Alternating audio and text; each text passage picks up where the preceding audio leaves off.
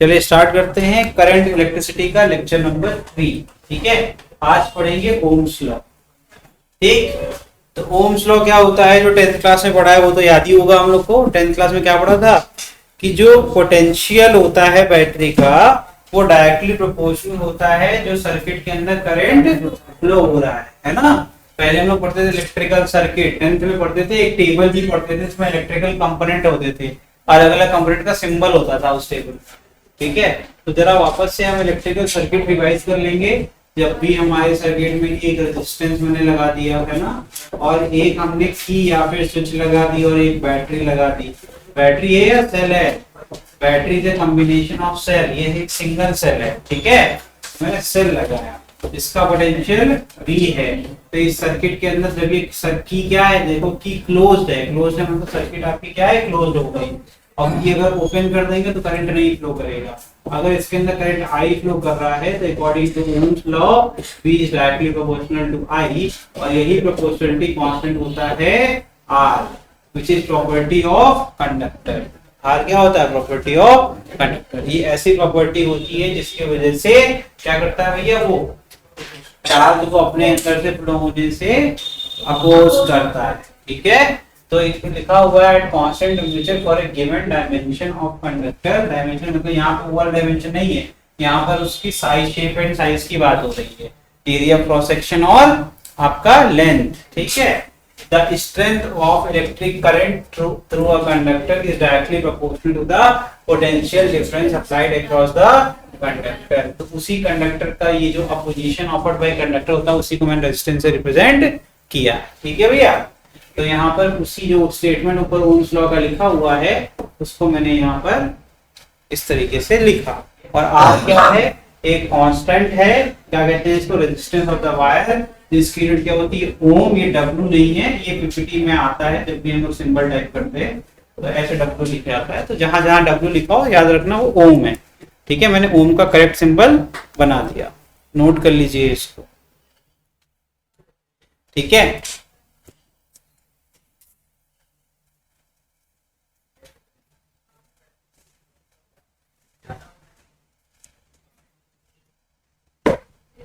हम लोग ड्राइव करेंगे रेजिस्टेंस का फॉर्मूला। ये सब तो मैंने पढ़ा दिया, ये सब जो ये आएगा एनिमेशन ये तो पढ़ा दिया ना हमने। भी क्या है, पोटेंशियल सर्किट जो बनाई थी उसी से हो गया था काम। ठीक है, आगे बढ़ रहे हैं। देखो अब अगर हम बात करें कि अगर हम यहाँ पे बात करें I कैसे आया, जरा इस फॉर्मूले की बात कर लेते हैं कि R को रिप्लेस हमने इससे क्यों किया। यहाँ पर रो क्या होता है, रेजिस्टिविटी होता है। क्या होता है? रेजिस्टिविटी होता है, जो क्या रिप्रेजेंट करता है, जो आपकी basic property of the conductor जो अपोजिशन ऑफर कर रहा है। रेजिस्टिविटी हर एक कंडक्टर के लिए क्या होती है, कांस्टेंट होती है, कभी भी नहीं बदलती। पर रेजिस्टेंस कांस्टेंट नहीं होता है, वो किस पर डिपेंड करता है, लेंथ और एरिया ऑफ क्रॉस सेक्शन। ठीक है, इस पर डिपेंड करता है। अगर हम चाहें तो इस ऊपर वाले फॉर्मूले को डिराइव कर सकते हैं। ठीक है, हमारी नजर अब पड़ी इस पे, बहुत अच्छा सा एनिमेशन है, देखो ध्यान से, सही है कि नहीं? ये क्या है, ये रेजिस्टेंस है। ठीक है, वही बात हो गई, इसको ऐसे समझ लो कि हाईवे से चल के आ रहा है, सडनली क्या होगा, गली से हमें जाना पड़ा तो क्या होगा, ऐसे ही कंजेस्टेड हो जाएगा कि नहीं हो जाएगा। तो जाने में जो दिक्कत हुई वही अपोजिशन हो गया, मेरी गाड़ी स्लो हुई कि नहीं, तो मुझे रोड ने अपोज किया ना, जगह स्पेस कम हो गया। तो अब यही हो गया आपका कंडक्टर का रेजिस्टेंस। चार्ज को बेचारे को जाने देखो कहां से पकड़ी जा रही है। ठीक है, तो ये एक अच्छा एनिमेशन था। यहाँ पर L क्या है, लेंथ ऑफ वायर, E क्या है, cross section area of the wire, और रो क्या है, रेसिस्टिविटी ऑफ द कंडक्टर। थोड़ा सा इस पे और टाइम देते हैं। ठीक है, जो पढ़ा हुआ है उससे जरा उल्टा आते हैं। J इज इक्वल टू होता है सिग्मा इनटू, ठीक है, और J को और क्या लिख सकते हैं। अब इलेक्ट्रिक फील्ड को खोल डालो। इलेक्ट्रिक फील्ड क्या होता है, वोल्ट पर मीटर। ठीक है, कैसे एक रिलेशन बनाया था, E इज इक्वल टू क्या होता है, V अपॉन D। कहाँ पढ़ा था यार, इलेक्ट्रोस्टैटिक में, इलेक्ट्रिक फील्ड और पोटेंशियल के बीच का जो रिलेशन होता है। ठीक है, तो ये हो गया आपका। सिग्मा को क्या लिख सकते हैं हम लोग, बताइए। सिग्मा को आप कह सकते हैं sigma is inverse of conductivity. क्या होता है, तो 1 अपॉन रो से आ जाएगा। तो पूरे फॉर्मूले को अगर आप ध्यान से देखिएगा तो I upon A is equal to 1 upon rho into L और ऊपर क्या आ जाएगा वी, क्या आ जाएगा V1 ठीक है। तो एक काम भी नहीं करते, उसको V अपॉन रो एल लिख दो ना तो ज्यादा अच्छा लगेगा।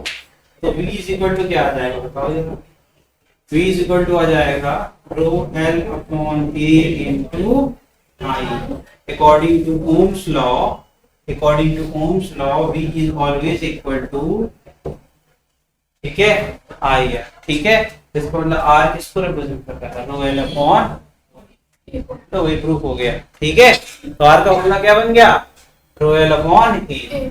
अब 10th क्लास में कैसे पढ़ा था, ये तो मैंने ऐसे मैथमेटिक्स का इस्तेमाल करके आगे पीछे करके प्रूफ कर दिया, लेकिन ऐसे अगर जनरली 10th क्लास को याद करें तो वहां पर एक एक्टिविटी की थी ओम साहब ने, और उस एक्टिविटी से इसका जन्म हुआ है ना।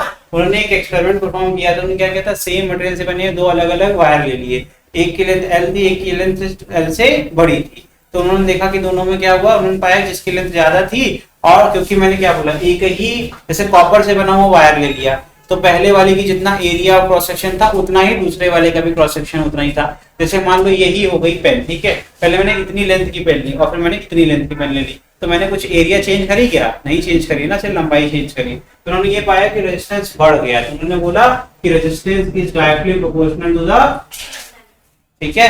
फिर उसका दूसरा एक्सपेरिमेंट उन्होंने क्या परफॉर्म करा, उन्होंने कहा कि एक काम करो, एरिया ऑफ क्रॉस सेक्शन बढ़ा दो, लेंथ को कांस्टेंट रखो। तो ये इतनी बड़ी पेन है, लेंथ सेम है, अब इसकी मोटाई आपको दिख रही होगी है ना, इसका एरिया ऑफ क्रॉस सेक्शन, मान लो इसको डबल कर दें, तो जब इसको डबल किया तो रेजिस्टेंस क्या हुआ, घट गया। तो उन्होंने बोला it is inversely proportional to the area of cross section. और यहाँ से फाइनल रिलेशन बनता है I directly proportional to length upon area, ठीक है। जैसे प्रोपोर्शनलिटी हटा उन्होंने एक कांस्टेंट पाया, R इज इक्वल टू आ गया रो एल अपॉन ए।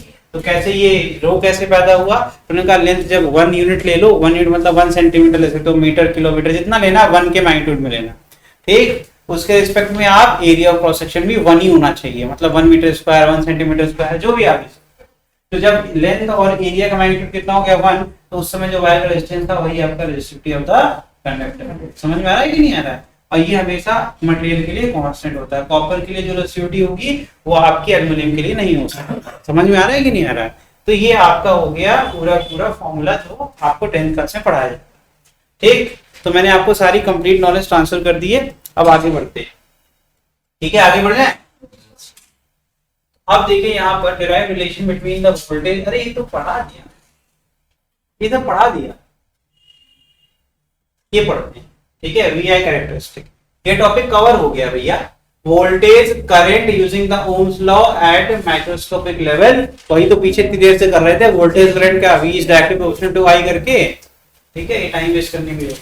ये पढ़ो लीनियर वीआई कैरेक्टरिस्टिक, ठीक है। तो जब भी एक्सपेरिमेंट परफॉर्म किया, मैं दोबारा ड्रॉ करूंगा, कोई बात नहीं, ठीक है। तो उन्होंने V वर्सेस I मतलब वोल्टेज वर्सेस करंट का जब ग्राफ बनाया, तो वो कैसा ग्राफ बन के आया, एक स्ट्रेट लाइन आना भी चाहिए था। तो कैसे, अगर R एक बेटा कांस्टेंट वैल्यू, क्या भैया कांस्टेंट, कांस्टेंट मतलब जिसको बदल नहीं सकते। समझ में आ रहा है कि नहीं आ रहा है। अगर हमने बोल दिया कि voltage is equal to I into एक कांस्टेंट R, तो R बराबर क्या हो जाएगा, वोल्टेज अपॉन करंट, है ना। ध्यान से देखो जरा, इस ग्राफ का जो स्लोप होगा, स्लोप क्या होता है, स्लोप यही है, ढाल हो गई है ना। स्लोप इज इक्वल टू क्या है, change in y upon change in x।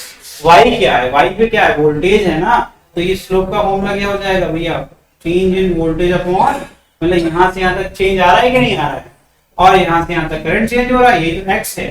तो ये भैया वोल्टेज किसी स्टैंड की बात कर लेंगे तो v अपॉन i आएगा कि नहीं आएगा। ये किसको रिप्रेजेंट करता है, slope is representing nothing but resistance. और अगर एक ही लाइन स्ट्रेट लाइन नहीं रहेगी तो कभी कांस्टेंट रहेगा क्या, स्लोप मतलब ढलान होती है ना। अच्छा ये ऐसे बना है तभी ढलान कांस्टेंट है, अगर ये ऐसे बना होता तो ढलान कांस्टेंट होती क्या। समझ में आ रहा है कि नहीं आ रहा है। तो ये स्ट्रेट लाइन रिप्रेजेंट करता है कि रेजिस्टेंस का स्लोप क्या रिप्रेजेंट करता है, रेजिस्टेंस, ठीक है। At constant temperature current is directly proportional to the potential difference, this law is called Ohm's law, and substance which obey it are called ohmic और linear conductor, और जो नहीं करते वो कहते हैं नॉन ohmic, जैसे कि सेमी कंडक्टर, जैसे कि सेमी कंडक्टर नहीं फॉलो करता, नाम में ही है भैया सेमी, मतलब कि कंडक्टर पूरी तरीके से नहीं है, ना ही इंसुलेटर है। समझ में आया। तो पार्शियल प्रॉपर्टी उसकी इंसुलेटर की होती है, पार्शियल क्या होती है, कंडक्टर। आगे बढ़ रहे हैं, ठीक है। Next, non linear. लीनियर मतलब क्या होता है, मैंने फिर से बताया, स्ट्रेट लाइन। नॉन लीनियर कहां चला जाएगा, फिर से आपका जो है ग्राफ कौन सा, किसका है, ये सेमीकंडक्टर का ग्राफ, ये आप सीखोगे, ठीक है। बहुत नोट बनाने की जरूरत नहीं है, ठीक है।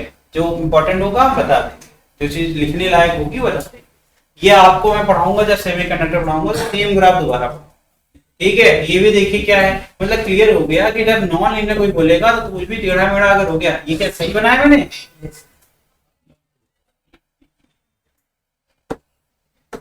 एक है कि टाइम का ग्राफ हो गया, मैंने कुछ लिखा था, अगर एक ही टाइम पर अलग अलग वैल्यू हो सकती है क्या, मैंने बनाया रफ लेकिन मैं समझ गया गलत हो गया इसलिए बता दिया।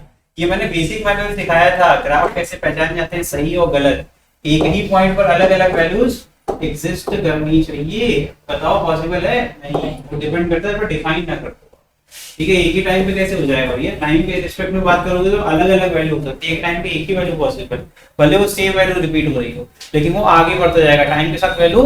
आप कभी देखो, अगर मैंने कहा कि आप वीटी कर्व बनाओ, क्या बोला मैंने, वीटी, मैंने कहा अगर यूनिफॉर्म वेलोसिटी है तो टाइम आगे बढ़ेगा, वेलोसिटी सेम रहेगी, ऐसा ग्राफ बनेगा ना, कि ऐसा बना देंगे हम, ऐसा बना देंगे, गलत नहीं हो जाएगा, समझ में आ गया। तो वो ग्राफ गलती से मुझसे होगी ना, लेकिन ये लीनियर बना दी मैंने, फिर से नॉन लीनियर के अंदर ये ना बनाओ, अगर इसको नॉन लीनियर बनाना है तो ऐसे बनाओ, ठीक है। एक्सपोनेंशियली में केस कर रहा है, नॉन लीनियर और क्या हो सकता है, इस तरीके से कुछ है ना, ये भी नॉन लीनियर हो गया। जब भी स्ट्रेट लाइन ना मिले तो सब क्या हो गए, नॉन, ठीक है। ये आपका वेरिएशन ऑफ करंट, समझ में आ गया। तो ये हमेशा याद रखना, नॉन लीनियर कहाँ मिलेगा, सेमीकंडक्टर के अंदर मिलेगा, याद रखना। इसको यहाँ लिखा भी हुआ है, relation between V and I depend on the sign of V. In other words, if I is current and V क्या है भैया, voltage of V reversing the direction of V, keeping the magnitude fixed, does not produce a current on the of the same magnitude as I is in the opposite direction. अब ये समझने के लिए थोड़ा सा दिमाग लगाना पड़ेगा, इतना बहुत भयंकर दिमाग की जरूरत नहीं है। सर्किट में करंट फ्लो हो रहा है, एकाएक हमने क्या कर दिया, जो पोलैरिटी ऑफ बैटरी है वो पलट दी, तो चार्ज तो यहाँ से जा चुका था ना, वो मिडिल में सडनली चेंज कर देगा क्या, जब आप फिर से जब आप ऑफ करोगे, it will take some time, बहुत स्मॉल टाइम होगा but it will take some time, उसके अलावा उससे भी कम समय में आपने पलट दिया। अब इस तरफ ये पोटेंशियल हो गया, लेकिन करंट तो अपोजिट हो गया कि नहीं हो गया, हुआ कि नहीं हुआ, तो वही बात कर रहे हैं। The relation between V and I is not unique. There is more than one value of V for the same current. Figure number 2 उधर दिखा हुआ। A material exhibiting such a behavior is, वो क्या है बताओ, एलॉय है कि नहीं है, अरे दो अलग अलग है ना, ठीक है। क्या है, गैलियम है, तो केमिस्ट्री के बच्चे हैं, क्या है इसका सिंबल का नाम क्या होता है, अरे दादा पीरियड टेबल नहीं पढ़ा, पीरियड टेबल नहीं पढ़ा, इस सिंबल का नाम क्या होता है, इसका क्या नाम होता है, वाह वाह क्या बात, क्या भैया केमिस्ट्री, वाह। सर सावन सर को बुलाना चाहिए, उनको बुला के ये पूछेंगे, पढ़ा लोगे तुम लोग है ना। एस क्या होता है, सिल्वर होता है, तुम लोग के लिए स्लो क्लैप करनी चाहिए, सच में खतरनाक हो रखे हो। देखो दो अलग अलग वैल्यू है वोल्टेज की, यहाँ पर देख लो, ये दो वैल्यूज हैं, एक ही करंट है, ठीक है, यही वो कह रहा है। तो नॉन लीनियर कर्व आपका यहाँ बनता है, ठीक है। जिसको नहीं आया कोई बहुत बड़ी बात है। बहुत प्यारा सा एनिमेशन यहाँ पर देखो, ये क्या रिप्रेजेंट कर रहा है, एटॉमिक स्ट्रक्चर तो पढ़े ही होगे, लिटरली तुम लोग कुछ नहीं आता क्या केमिस्ट्री पढ़ते होते नहीं क्या, तो पीरियोडिक टेबल भी नहीं आता, कल पीरियोडिक टेबल लिख के लेना, हम चेक करेंगे, ठीक है। आप हमको केमिस्ट्री पढ़ानी पड़ेगी। ये क्या मतलब हंसने की बात नहीं, खुद पे हंस रहे हो तुम लोग, कितने बेशरम हो चुके हो, बोले तो टेबल भी नहीं आता है, सिंबल भी नहीं पहचान सकते, हम करेंगे क्या भाई।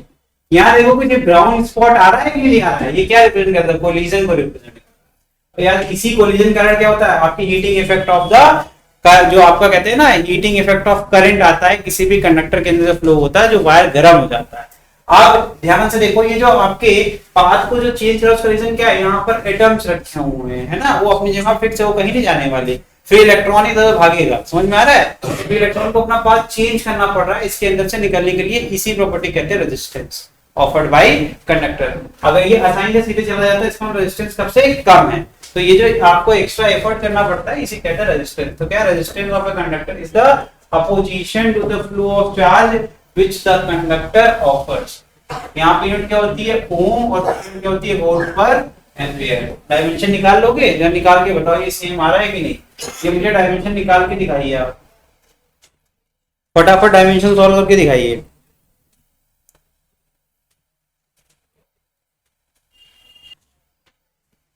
ये पीछे है, इसको लिख लो नहीं तो भूल जाओगे।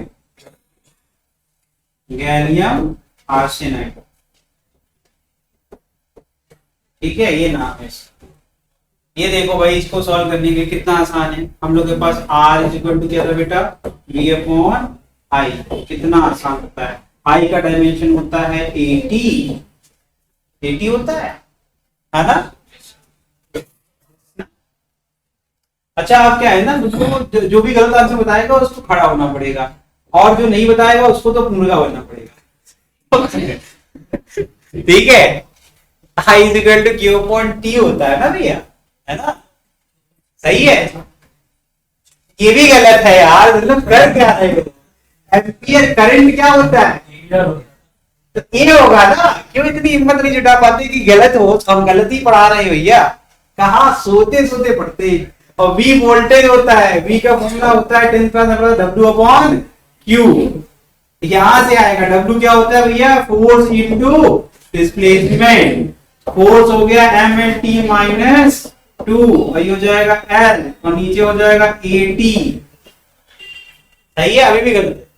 I is equal to Q upon T, Q is equal to AT, है ना, एम्पियर इनटू टाइम, सही है। अभी T ऊपर आएगा, -3 ले आएगा, A आएगा -1 ले आएगा, और L आएगा 2, तो क्या बन गया, R is equal to M L2 T minus 3 A minus 2 कैसा। अच्छा एक ये नीचे और है ना, एक और नीचे A माइनस, हमने V का सॉल्व किया था ना, यहाँ पे वैल्यू पुट करेंगे ना, तो A माइनस 2, 2 A हो गए ना। चलो भैया यही करते हैं, बदल क्या टाइम वेस्ट। अब रेजिस्टेंस किस पे डिपेंड करता है, हमें अच्छे से पता है, लेंथ के ऊपर इनवर्सली प्रोपोर्शनल होता है एरिया, और R इक्वल टू क्या होता है 12 अपॉन 8, ठीक है। Resistivity and conductivity, the specific resistance, ये नाम इसका है क्या भैया, स्पेसिफिक रेजिस्टेंस, या फिर resistance of a material is equal to the resistance of a wire that material with unit cross section है। यूनिट मतलब होता है बेटा 1, ठीक है, एरिया एंड यूनिट, फिर से मैग्नीट्यूड कितना हो जाएगा 1। जब भी यूनिट लिखा है तो आईडी मैंने ये बता दिया ऑलरेडी, ये पहले डिफाइन किया था मैंने, तो ये जाएगा R is equal to rho into 1 upon 1, ये हो गया।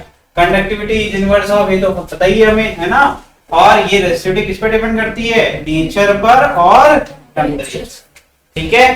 टेंपरेचर चेंज होगा तभी रेजिस्टिविटी चेंज होगा, नहीं तो रेजिस्टिविटी कभी भी चेंज नहीं होता, ठीक है। काफी चीजें मैंने पहले ही पढ़ा दी है, तो अब सीधे क्वेश्चन करो, ये क्वेश्चन करके दिखाइए।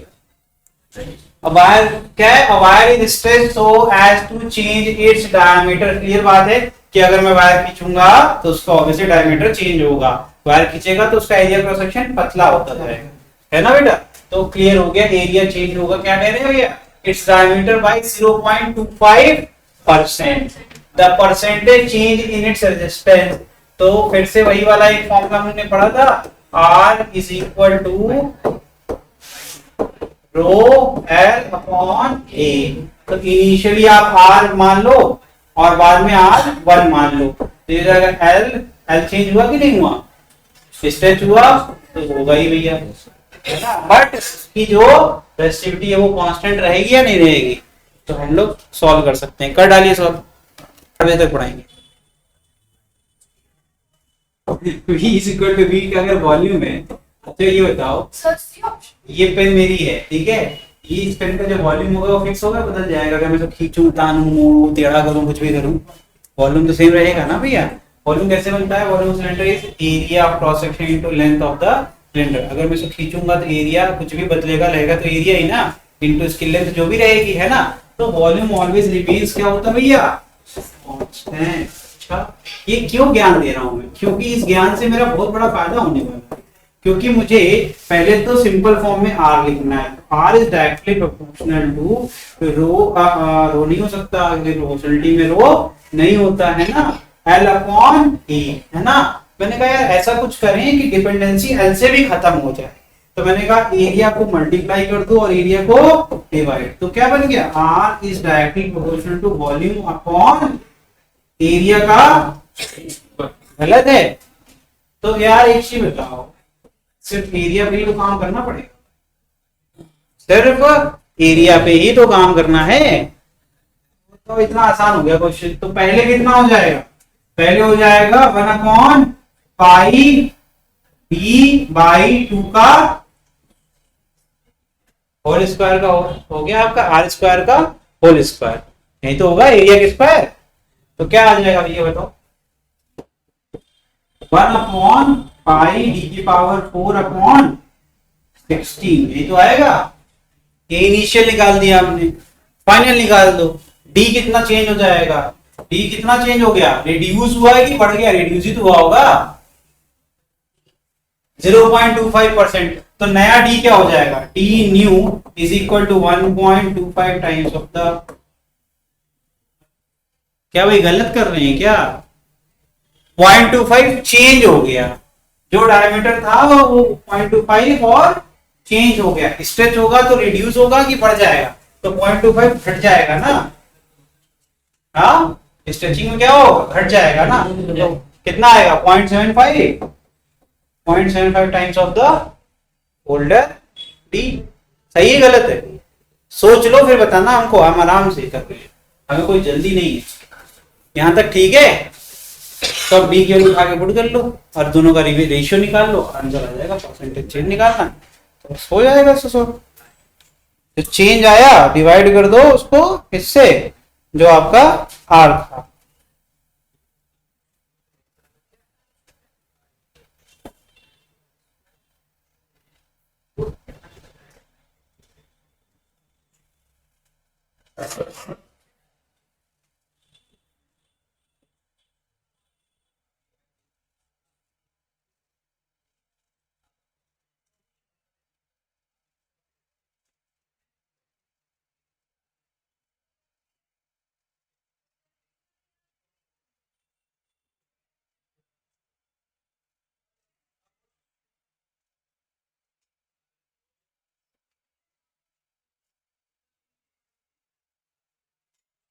और ये भी जान लीजिए कि जब लेंथ बढ़ती है रेजिस्टेंस बढ़ता है।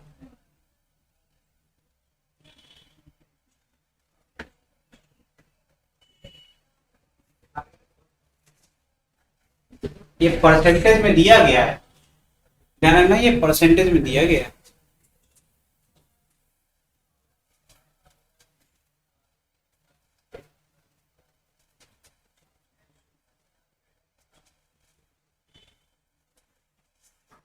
ये गलत मैंने बताया, मैं गलत नहीं हो गया, मैं सोचा था ये गलत नहीं हो गया मेरा। एक मिनट रुको, मैंने जल्दी किया। अबे ये 1% से भी कम है, 25% ढूंढना लिखा हुआ है, जब हम जो 0.75 से मल्टीप्लाई करते हैं। ये कितना दिया हुआ है 0. तो एक्चुअल में क्या हो जाएगा, यहाँ पर 100 होता है ना, तो कितना आ जाएगा यहाँ पर। देखिए ये गलत हो गया ना, हम लोग यहाँ परसेंटेज में कर रहे हैं, परसेंटेज में कर रहे हैं, तो ये 0.25% कब बनेगा, 99.75 है ना। तो 99.75 आपका बचेगा, परसेंटेज बचेगा। अब उसको आप मल्टीप्लाई में कैसे करेंगे, परसेंटेज निकालने का तरीका क्या होता है, अगर 1% निकालना है तो 1/, है ना। तो हम कहते थे कि 0.01 से मल्टीप्लाई कर दो, इतना परसेंट है तो, है ना, क्या जाएगा 0.00, गलत किया मैंने, इतने से मल्टीप्लाई करेंगे तो we will get the value, है ना। अब 1 से अब इसको घटाइए, 1 से अब इसको घटाएंगे तो आपको मल्टीप्लायर मिल जाएगा। देखिए 1 से इसको घटाएंगे तो कितना आ जाएगा, कितना है ठीक, तो 0.99, ठीक है, तो 0.9975 टाइम्स ऑफ द डी रह जाएगा जब आपका ये रिड्यूस होगा। तो ये इस तरीके से करेंगे। ठीक, एक तो ये तरीका है लेकिन इसमें मजा नहीं आ रहा है, इसका और कोई अल्टरनेटिव देखा जाए, है ना।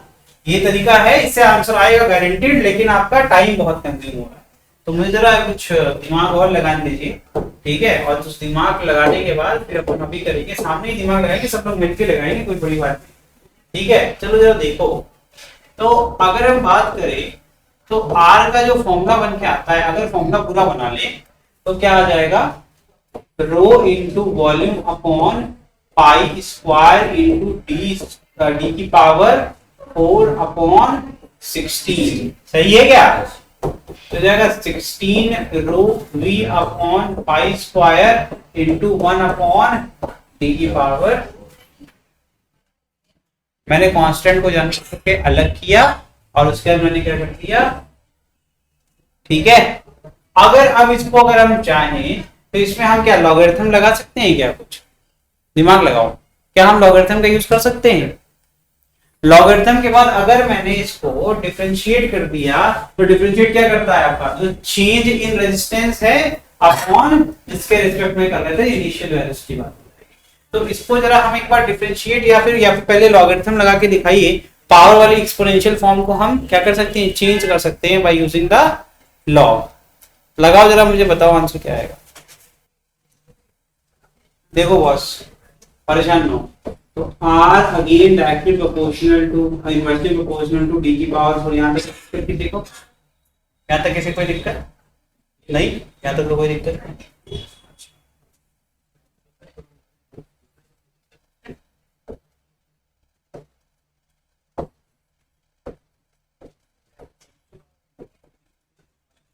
यहां तक कोई दिक्कत, यहां तक कोई दिक्कत। डिफरेंशिएटिंग बोथ साइड करेंगे तो क्या आ जाएगा, डिफरेंशिएट तो रिस्पेक्ट में ही होना चाहिए, है ना, आर के रिस्पेक्ट में। अच्छा, लेकिन ये तो यहाँ पर तो है ही नहीं। तो यहाँ पर D of log base E R करना है तो हमें मल्टीप्लाई और डिवाइड भी तो करना पड़ेगा। किससे? डी आर से। किससे करना पड़ेगा? डी आर से मल्टीप्लाई और डिवाइड करना पड़ेगा, क्योंकि डिफरेंशिएट करने के लिए हमारे पास होना भी चाहिए रिस्पेक्ट में। किसके रिस्पेक्ट में कर रहे हैं?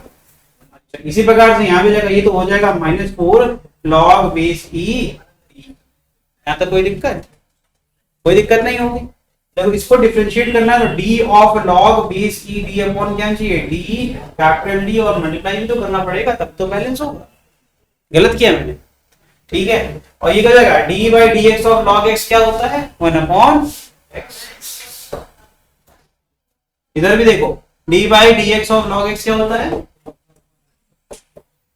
इंटू डी आर मतलब change in resistance, directly proportional. क्या आ जाएगा भैया, -4। इधर क्या आ जाएगा बताइए, देखो इसको 1 अपॉन डी आ रहा है क्या, 1 अपॉन कैपिटल डी, और इस पे क्या आ जाएगा मल्टीप्लिकेशन में डी ऑफ कैपिटल। और ये किसको रिप्रेजेंट करता है, ये भी तो रिप्रेजेंट करता है किसको, change in diameter with respect to जो, तो परसेंटेज का ही तो फॉर्मूला होता है ना। फाइनल अपॉन जो पहली इनिशियल थी इनटू 100, तो परसेंटेज के हिसाब से अपन लिख सकते हैं वहां पर। तो मैं उसको रिप्लेस कर दूंगा किससे, -0.25 से, बिकॉज चेंज तो रिड्यूस हो गया ना। हमारा डायमीटर कितना रिड्यूस हुआ, 0.25% डायमीटर हमारा रिड्यूस हो गया। तो अभी भी नहीं कर पाओ तो कर लो।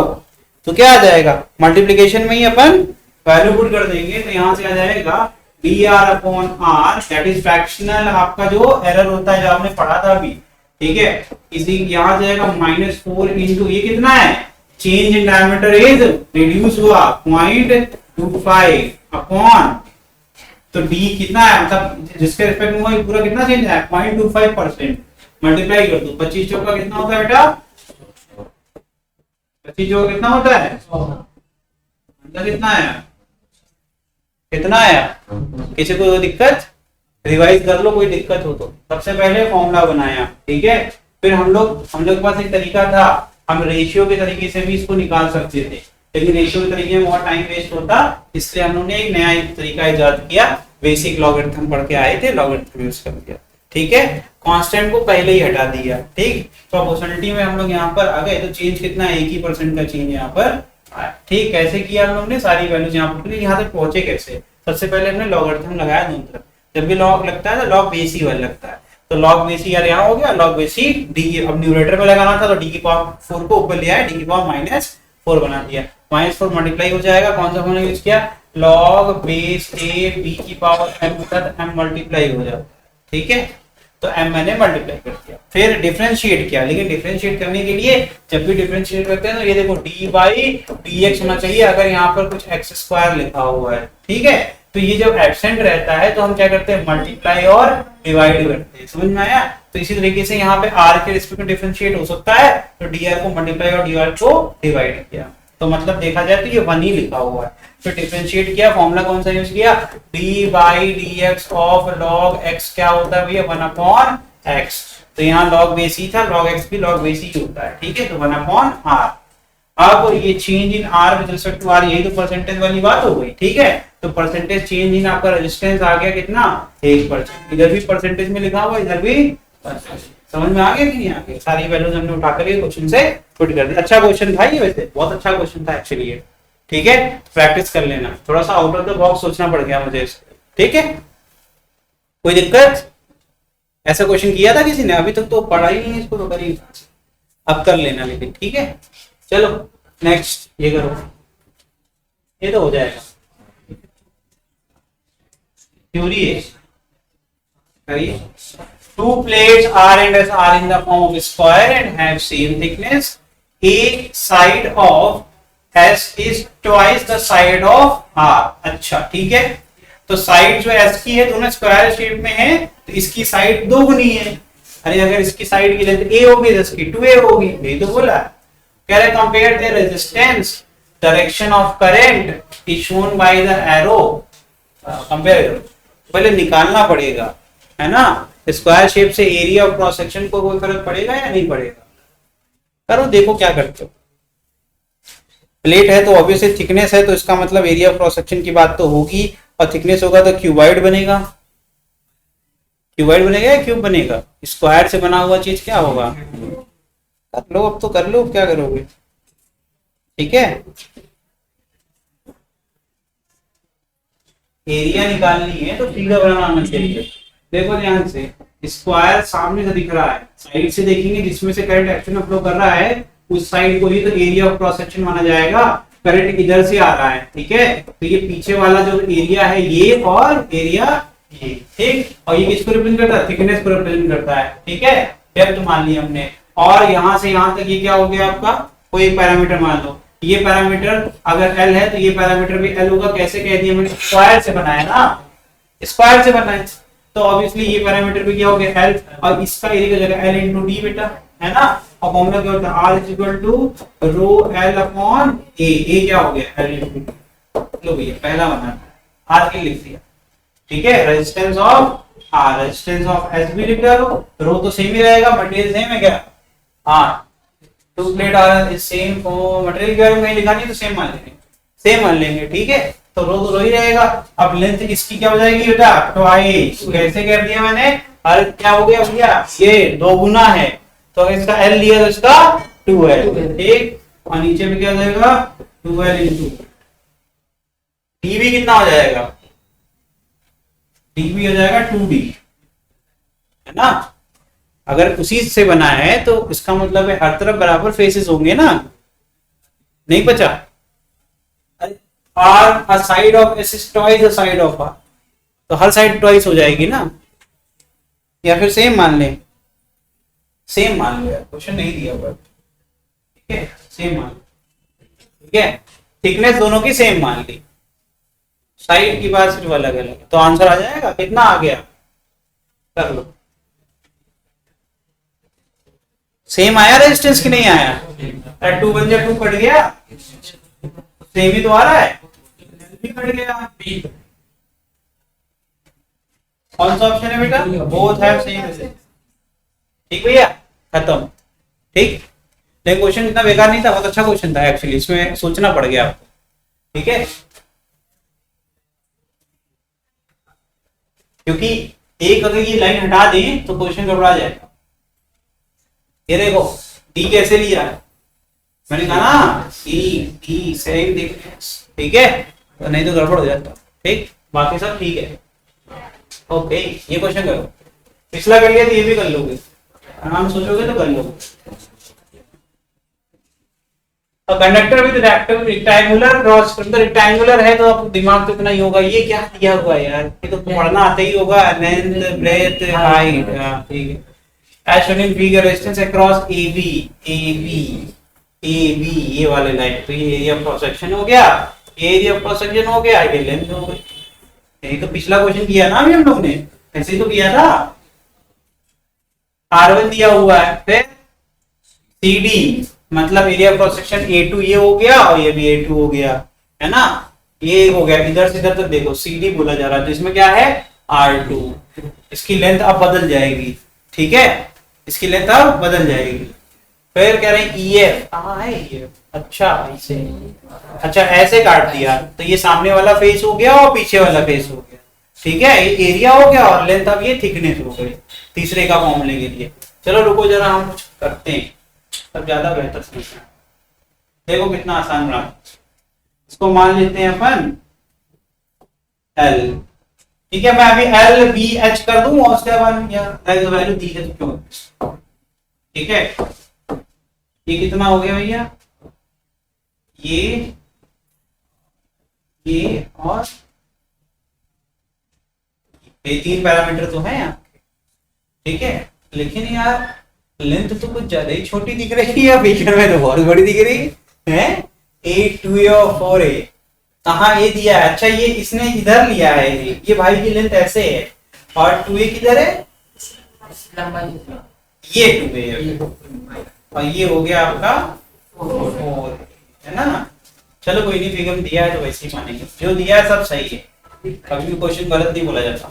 अब देखो ध्यान से, सुनो ध्यान से, जब A से B जा रहे हैं, सुनना ध्यान से, A से B जा रहे हैं तो कहां से एंटर कर रहे हैं, इस वाले फेस से एंटर कर रहे हैं कि नहीं कर रहे हैं। इसका A हो गया, जिसका एरिया लिख देता हूं, इसको A1 लिखता हूं, A1 इज इक्वल टू क्या जाएगा बेटा 2A into A 2A square, कोई दिक्कत, और इसकी लेंथ कितनी हो जाएगी 4A, तो ये हो गया मेरा L1, ठीक है, कोई दिक्कत। L1 लिखूंगा तो डरना नहीं, L1 का मतलब ये हो गया, क्या हो गया आंखों को इन्फेक्शन, लाल है बहुत ज्यादा, तो R1 का फॉर्मूला लिख देते हैं बेटा। R1 के लिए क्या हो जाएगा, कंडक्टर तो सेम ही है, L1 अपॉन A1, तो फॉर्मूला क्या बन गया, तो रो L1 कितना है 4A, ठीक है, और नीचे क्या आ जाएगा A1 कितना है,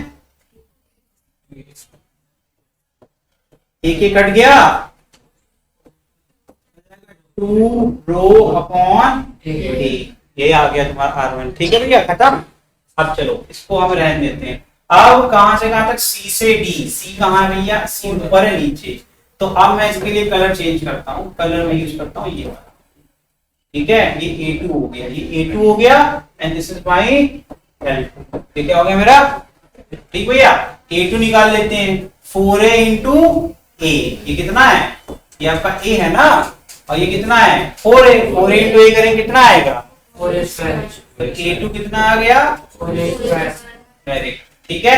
अब आपका L2 कितना बेटा, L2 इज योर 2A, ये लो भैया L2, ठीक है, तो R2 लिख दे, R2 इज इक्वल टू फिर 4A, नहीं 2A square, 2A upon 2A square नहीं बेटा 2A, और नीचे क्या जाएगा 4A स्क्वायर, एक कट गया, 2 जा 4 कितना आ गया, rho upon 2A, rho upon 2A।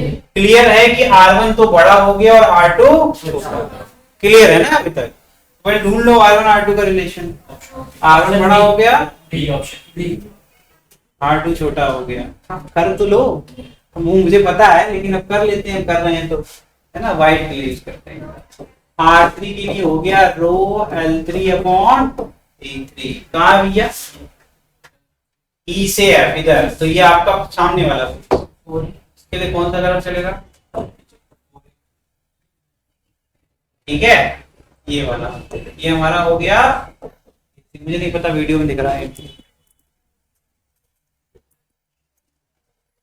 दिख तो रहा है, सब दिख रहा है, थोड़ा लाइट ज्यादा हो गया।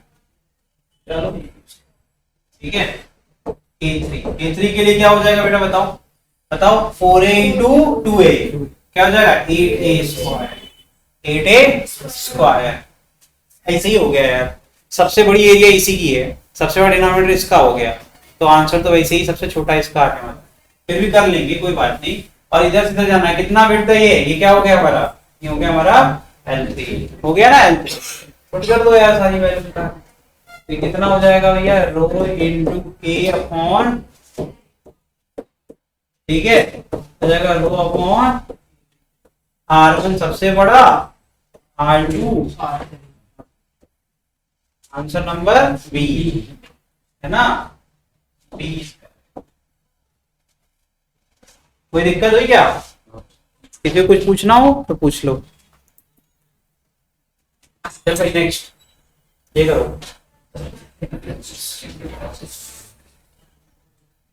क्वेश्चन में आ रहा है कि नहीं, क्यों निशा, तुम लोग को आ रहा है मीनाक्षी, अब बेहतर है पहले से। रेजिस्टिविटी दिया हुआ है 1.7 × -8 कोई बात नहीं भैया।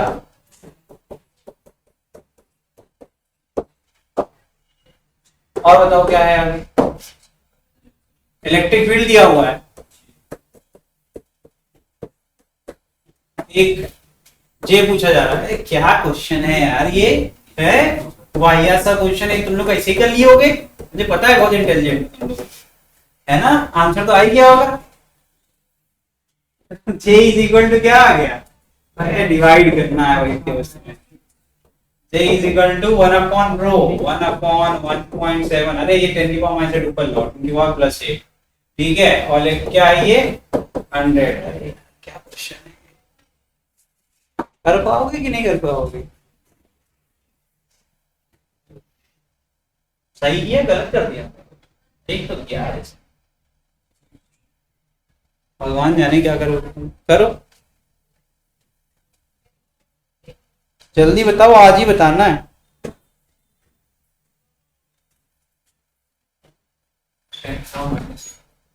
क्या, अरे तुम भाई तो रहने दे भाई, नहीं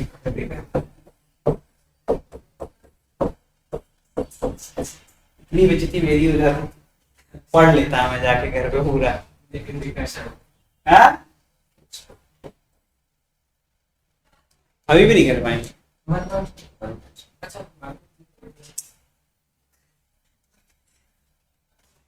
भाई 10 भी तो ऊपर लेके आ रहा हूँ, 17/10 ही तो 1.7 होगा, 10 ऊपर चला गया, कौन सा वाला, डिवीजन नहीं कर पा रहे हैं बताओ ये मुझे,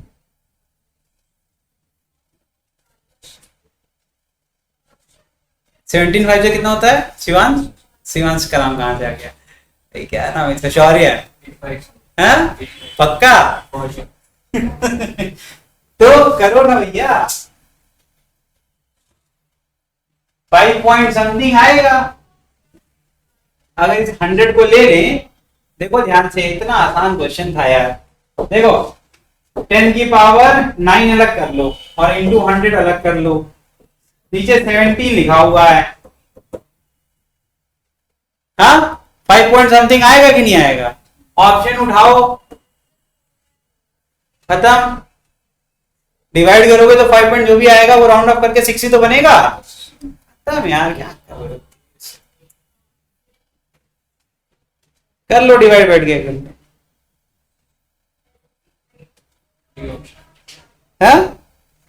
बी ऑप्शन, डी ऑप्शन, भाई भाई मुझे माफ कर दो यार, भाई ये आदमी नहीं है, ये महामानुष हो चुका है ये, अगर इसको भी राउंड ऑफ करूंगा तो ये 6 हो जाएगा, 6 × 10 पावर 9, ठीक है, भाई तो चश्मा लगाया करो, डबल बैटरी का नहीं 4 बैटरी का कम से कम, तब जाके कुछ होगा, कोई बात नहीं, चलो भैया होता है सस्ते नशे का ये, जो कुछ ना कुछ साइड इफेक्ट तो होगा ही, चलो भाई आगे बढ़े, आज तो पढ़ाने के लिए बहुत समय है, तो पढ़ोगे यार तुम लोग क्या जल्दी जल्दी करते रहते, कुछ पढ़ लो। मोबिलिटी पढ़ो।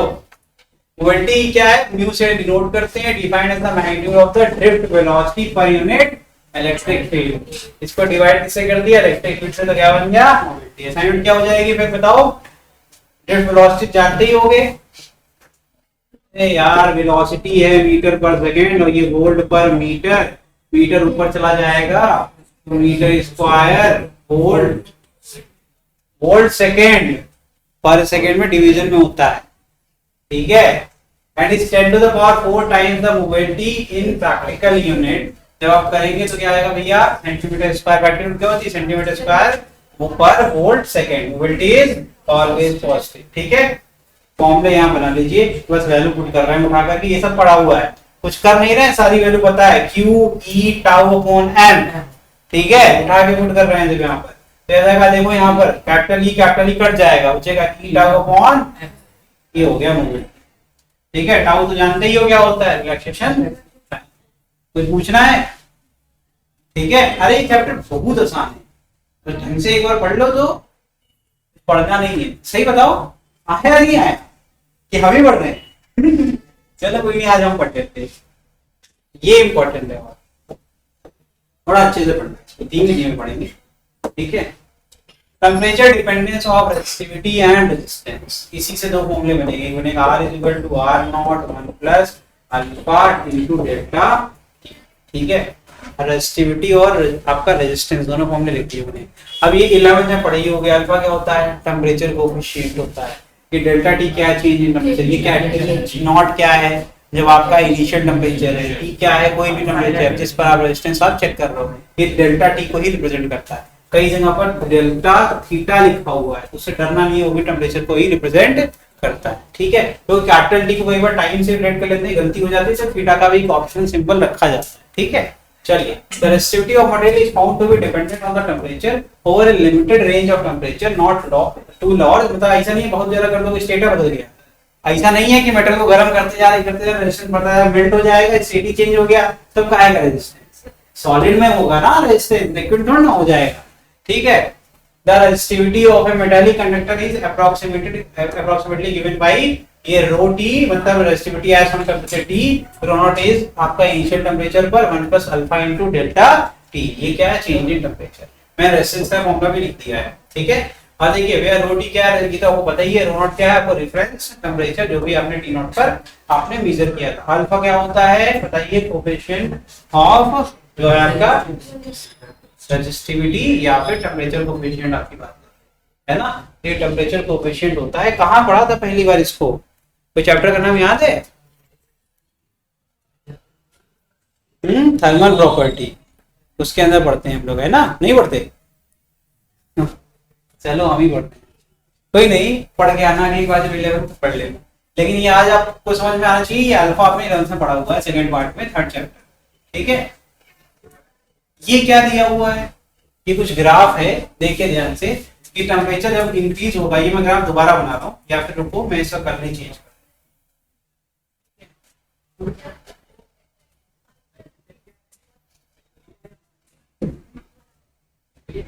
ऑप्शन ही नहीं है,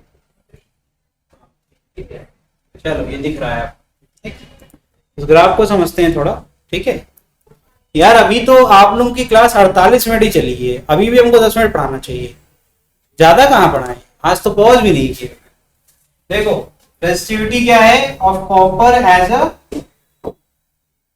फंक्शन ऑफ टेम्परेचर, देखो ध्यान, तो जब टेम्परेचर आपका इंक्रीज हो रहा है कहां से, 0 से 150 केल्विन, ऐसा यूनिट ऑफ टेम्परेचर क्या होती है, केल्विन होती है, ठीक है। तो देखिए यहाँ पर ये आपका स्ट्रेट लाइन ग्राफ नहीं, स्ट्रेट लाइन होता तो मतलब कांस्टेंट, जो कि आपका लीनियरिटी हमने पढ़ा था ना, v और i के बीच में स्ट्रेट लाइन बनता है, लेकिन यहाँ पर देखा गया कि ये लीनियर कर्व नहीं है दादा, ठीक है, ध्यान से। यहाँ देखिए रेजिस्टिविटी किसके ऑर्डर में है, 10 टू द पावर -8, ठीक है। आगे रेजिस्टिविटी यहाँ पर देखिए, अब यहाँ जो टेम्परेचर है वो कितना रेंज में, देखो 200 से 800, बहुत हाई है, ठीक है। इस केस में देखिए आपका एक इनिशियल वैल्यू है, उसके बाद आपकी इंक्रीमेंट हो रही है, लेकिन इस बार क्या है, लीनियर है, समझ में आ रहा है। आप देखो यहाँ पर रेजिस्टिविटी ऑफ किसकी बात हो रही है, नाइक्रोम की बात हो रही है, मटेरियल भी याद रखना, ठीक है। कॉपर में आपका नॉन लीनियर है और नाइक्रोम में क्या हो गया, linear, temperature dependence of resistivity for a typical semiconductor. ये किसका है? सेमीकंडक्टर। ये होता क्या है भैया? अप टू सर्टेन वोल्टेज इसका काम क्या होता है? As a insulator. उसके बाद एक वोल्टेज के बाद आता है आपका ब्रेकडाउन, जिसके बाद इसके अंदर लीकेज करंट फ्लो होता है, जो ब्रेकडाउन करंट भी कहते हैं। उसके बाद कंडक्टर की तरह काम करने लगता है, इसलिए इसका नाम होता है सेमी कंडक्टर। समझ में आ रहा है? जर्मेनियम और सिलिकॉन इसका सबसे अच्छा एग्जांपल होता है जब आप पढ़ेंगे। ठीक है, ये होते हैं यहाँ पे सेमी कंडक्टर। तो यहाँ पर देखिए रेसिस्टिविटी इनिशियली बहुत, जब कम टेम्परेचर है तो बहुत ज्यादा हाई है, उसके बाद जैसे टेम्परेचर बढ़ रहा है वैसे वैसे रेसिस्टिविटी डिक्रीज हो रही है। समझ में आया कि नहीं? अगर आप कैसे रीड करते हैं तो अब यहाँ पर ये किसके लिए है? Only for the semi conductor. जब रेसिस्टिविटी घटेगी तो करंट का फ्लो बढ़ेगा या नहीं बढ़ेगा? तो ये प्रॉपर्टी जो मैंने बताई थी, initially as a insulator, after certain voltage या फिर देखिए पोटेंशियल हाई होता जाएगा, टेम्परेचर इंक्रीज करेगा, रेजिस्टेंस जब आपको कोलिजन होगा तो हीट भी तो होगा सेमीकंडक्टर, टेम्परेचर जब रेज होगा तो भैया क्या हो जाएगा? फिर कंडक्टर देखो जब इसका रेजिस्टेंस खत्म हो गया तो अभी करंट को फ्लो होने देगा या नहीं देगा? कॉमन सेंस लगा कर सोचोगे शायद आएगा। एक एनिमेशन मैंने दिखाया था, वो फिर से एक बार दिखा देता हूँ, कोशिश कर रहा हूँ कि समझा दूं। अगर आ गया तो अच्छी बात है, नहीं आया तो देखो जब पोटेंशियल अप्लाई किए तभी तो चार्ज यहाँ पे एक्यूमुलेट हुए, तभी तो ये जाने की कोशिश करेंगे। अब जो ये कोलिजन हो रहा है इसमें कम दिख रहा है क्योंकि ये कंडक्टर, सेमी कंडक्टर में ये कोलिजन बहुत ज्यादा होगा। कोलिजन से क्या होगा? वो हीट, टेम्परेचर बढ़ेगा, हीट प्रोड्यूस होगी और हीट से टेम्परेचर इंक्रीज होगा। जब टेम्परेचर इंक्रीज होगा तो आफ्टर सर्टेन इसका रेजिस्टेंस का स्ट्रक्चर चेंज हो जाएगा। जब स्ट्रक्चर चेंज होगा तो गैप हो जाएगा, गैप हो जाएगा तो वापस से वही चार्ज रुका हुआ था वो फ्लो होने लगेगा, नहीं होने लगेगा? तो कहते हैं ब्रेकडाउन। जब ब्रेकडाउन हो जाएगा तो इसके अंदर से करंट फ्लो होने लगेगा, जैसे करंट फ्लो करेगा वो कैसे काम करने लगेगा? As a conductor. ठीक है, तो ये होता है सेमीकंडक्टर का बेसिक। हमने एक आइडिया देने की कोशिश करी, अगर नहीं आया तो ग्राफ याद कर लेना, ग्राफिज्म।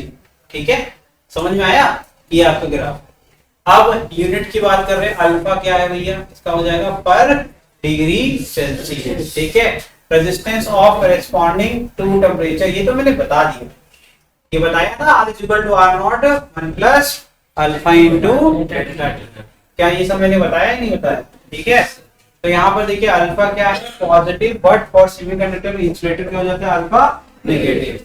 Resistance of the conductor decreases linearly with decrease in the temperature and become zero at a specific temperature. ठीक है, this temperature is called critical temperature. Critical temperature पे रेजिस्टेंस जीरो होता है तभी सुपर कंडक्टर बनता है। सुपर कंडक्टर पॉसिबल है नहीं, मतलब उस कहानी में सुन लो, लेकिन एक्चुअली में पॉसिबल नहीं है। Below this temperature a conductor becomes a super conductor. Super conductor ऐसा कंडक्टर जिसके अंदर कोई भी रेजिस्टेंस ना हो, प्रैक्टिकली इम्पॉसिबल है, बट हाँ क्लोज टू सुपर कंडक्टर बनाया जा चुका है, आसान।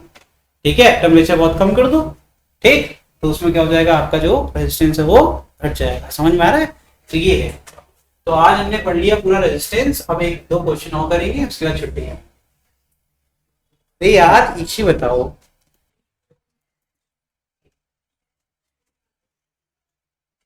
चलो देखो भैया क्वेश्चन क्या कह रहा है? Resistance of wire eight 20 degree Celsius is 20 Om.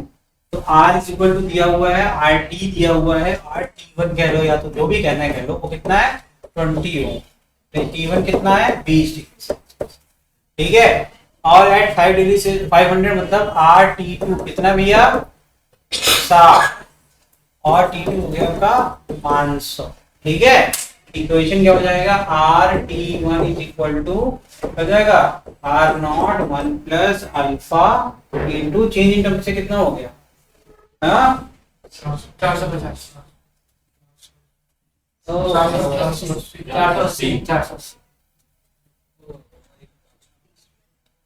Initial temperature नहीं पता,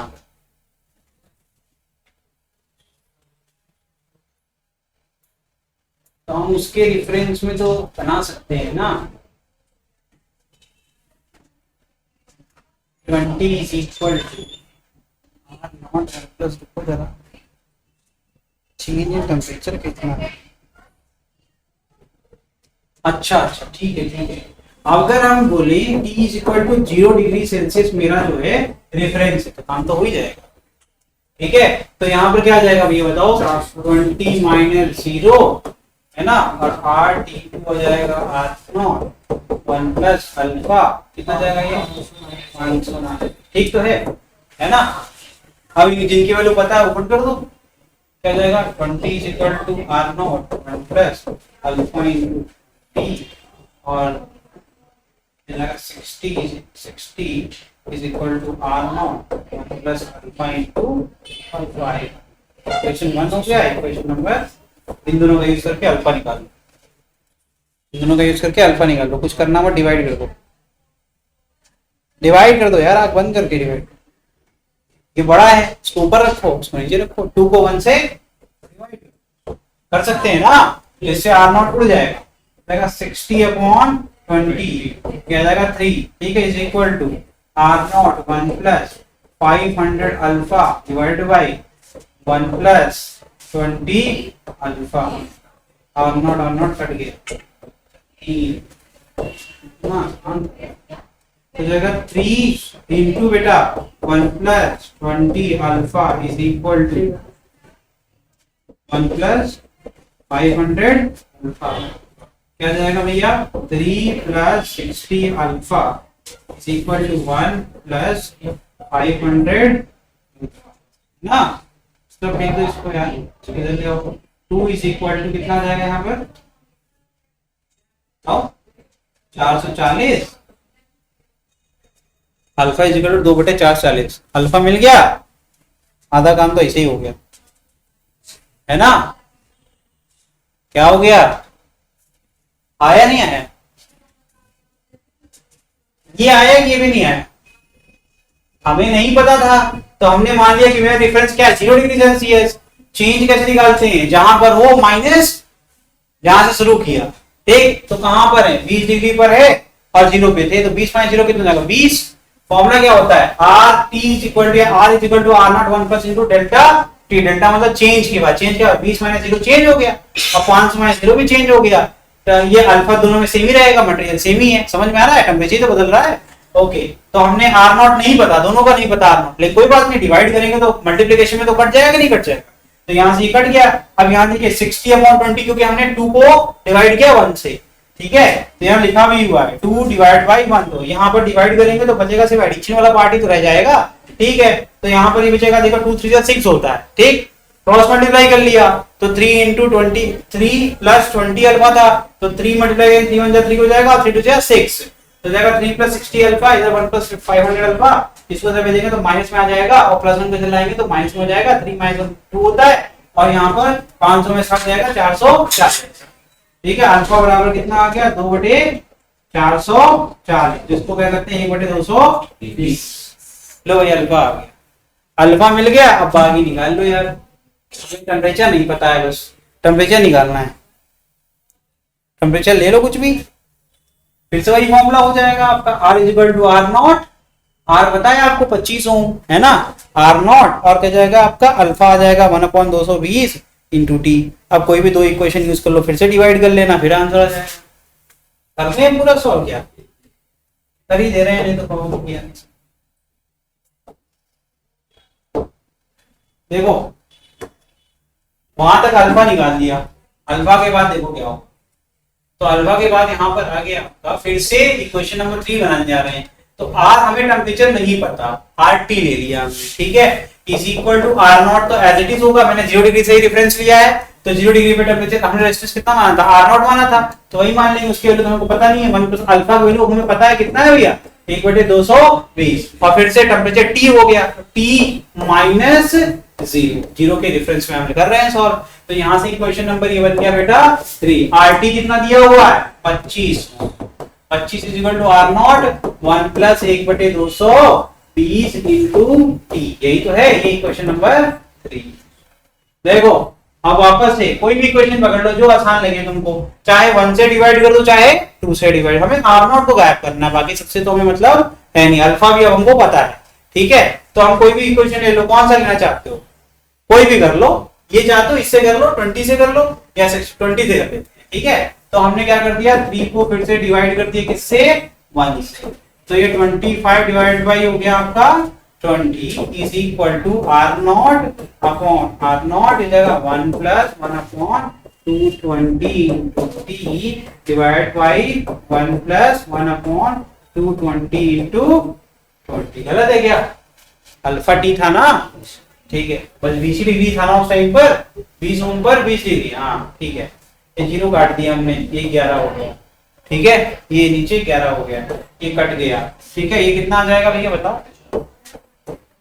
5/4 है ना। आंसर निकाल के बताओ। सब तो कर ही दिया हमने, क्रॉस मल्टीप्लाई कर लो। 1 + 1/11, तो 11 + 1 12 हो जाएगा, 12/11। तो ये क्रॉस मल्टीप्लाई कर लो, कितना आ जाएगा? 5/4 into 12/11 is equal to 1 + 1/220 into t। ठीक है, अब इसको पहले कर लेना सॉल्व। 12 × 5 = 60 होता है और ये हो जाएगा 44। अब इस +1 को इधर लाएंगे तो हो जाएगा -1। इधर क्या बचेगा? t/220। आंसर आ गया। तो t इज इक्वल टू कितना आ गया? 220 मल्टीप्लाइड बाई 60 बटे 44 माइनस 1। ठीक भैया, तो कितना आ गया?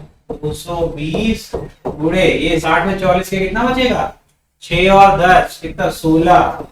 16 बटे 44। दो का पहाड़ा तो हम पढ़ना जानते ही है ना। ठीक है, इतना तो कर ही लोगे, करते रहेंगे। 80 कितना आ गया? 80। क्या भैया? ठीक है, कैलकुलेशन ही कैलकुलेशन थी इस क्वेश्चन में। ठीक है, और कुछ भी नहीं था। कर लोगे कि नहीं कर लोगे? प्रैक्टिस करना पड़ेगा 2-3 बार। जब प्रैक्टिस करेंगे तो अच्छा हो जाएगा, नहीं करेंगे तो फिर भूल जाएंगे। ठीक है, अगला क्वेश्चन तो ऐसे ही हो जाएगा। देख लो एक बार फिर से, किसी को पूछना हो तो। हाँ भाई आयुष जी, जिंदा हो? ठीक है, कोई दिक्कत है? पूछना हो बताओ। ये क्वेश्चन तो ऐसे ही करते हैं है ना। आप लोग तेज भी तो है। ये वी आई नहीं है, आई वी है, जानबूझ के पलट दिया है, थोड़ा सा दिमाग लगाओ। अब क्वेश्चन करो। The current end voltage graph for given metallic wire eight 2 different temperature. हमने सिर्फ तापमान बदला है। ठीक है, shown in figure. It is concluded that. करो, कैसे करोगे बताओ? टेम्परेचर बढ़ता है तो रेजिस्टेंस बढ़ता है या घटता है? बढ़ेगा या घटेगा? उन्होंने कोई वैल्यू नहीं निकाली। अरे वैल्यू क्या है जो निकालने की?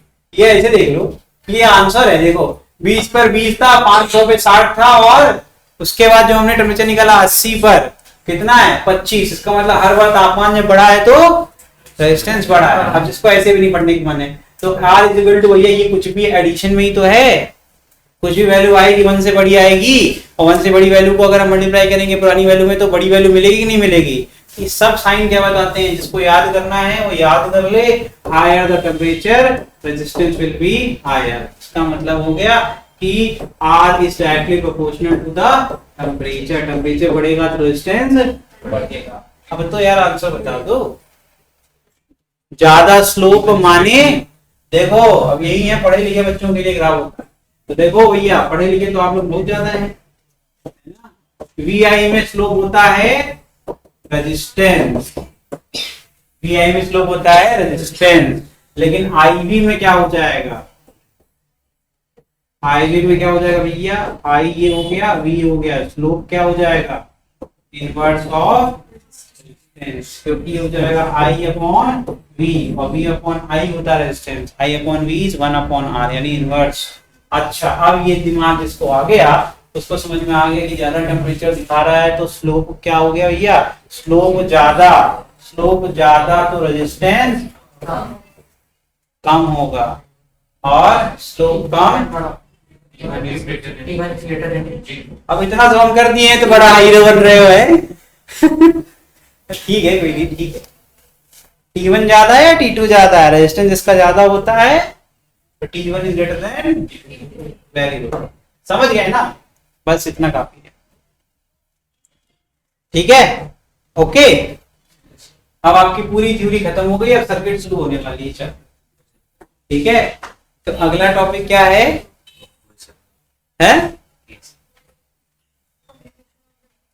KVL KCL।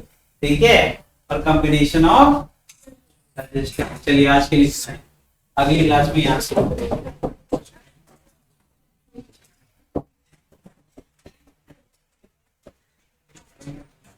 सोचो सिर्फ 18 मिनट एक्स्ट्रा पढ़ाए, तब ये हालत है।